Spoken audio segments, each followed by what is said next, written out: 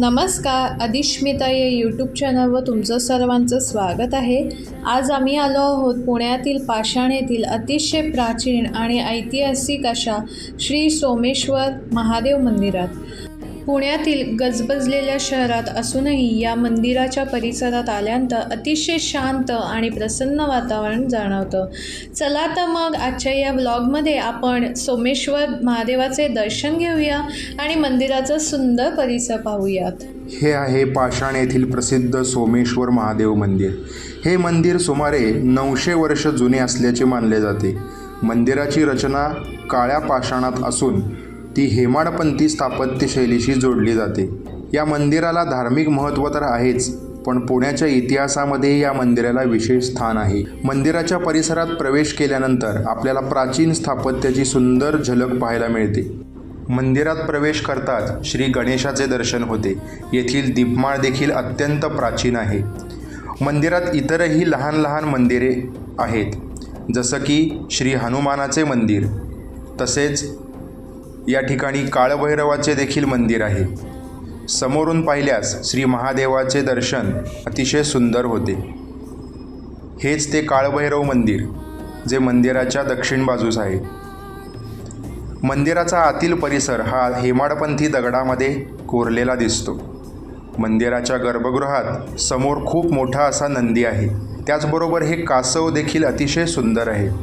श्री भगवान महाशंकराची पिंड ही देखील या ठिकाणी शोभून दिसते। मंदिरातील दर्शन होताच आम्ही बाहेरील परिसर अनुभवत होतो। या ठिकाणी अत्यंत प्रशस्त जागा आणि मोकळा असा परिसर दिसतो।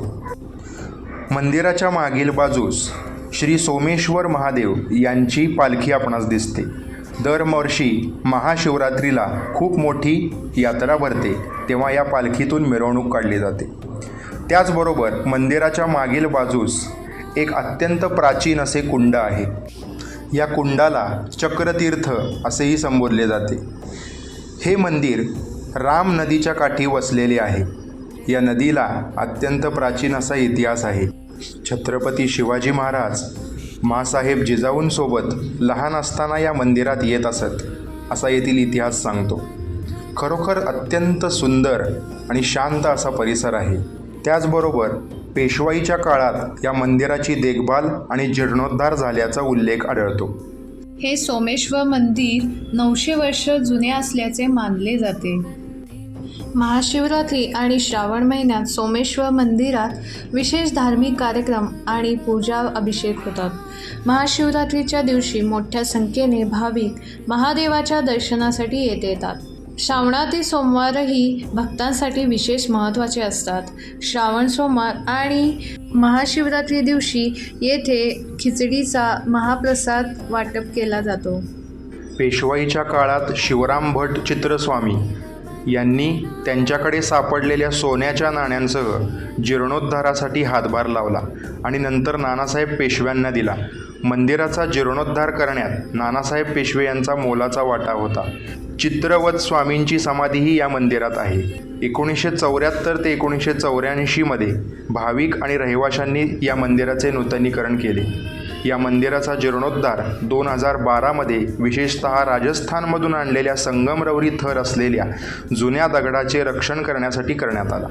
आपल्या भारतामध्ये भगवान शिवाची 12 ज्योतिर्लिंगे अत्यंत पवित्र मानली जातात। ही 12 ज्योतिर्लिंगे देशाच्या वेगवेगळ्या भागांमध्ये आहेत, पण या ठिकाणी त्या 12 ज्योतिर्लिंग मंदिराच्या सुंदर प्रतिकृती एकाच ठिकाणी पाहायला मिळतात। चला तर मग एक एक करून 12 ज्योतिर्लिंगाचं दर्शन घेऊयात।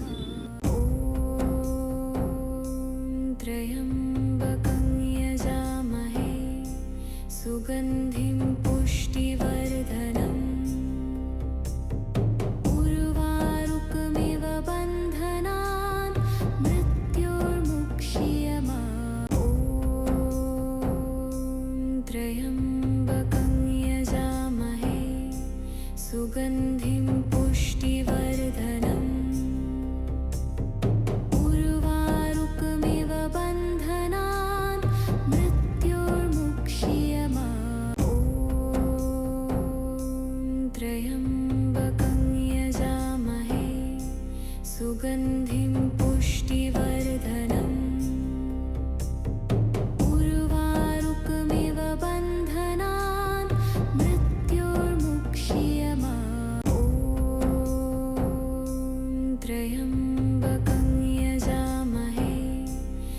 सुगन्धिं पुष्टिवर्धनम् उर्वारुकमिव बन्धनान् मृत्योर्मुक्ष्यमाम्। काय मग मंडळी, कसा वाटला व्हिडिओ नक्की कमेंट करून सांगा. तसेच या मंदिराला देखील नक्की भेट द्या आणि आम्हाला कमेंटमध्ये सांगा. चला तर मग भेटूया अशाच एका नवीन व्हिडिओसोबत पुढील भागामध्ये. आपली श्रावण विशेष सिरीज अशीच चालू राहणार आहे. हर हर महादेव.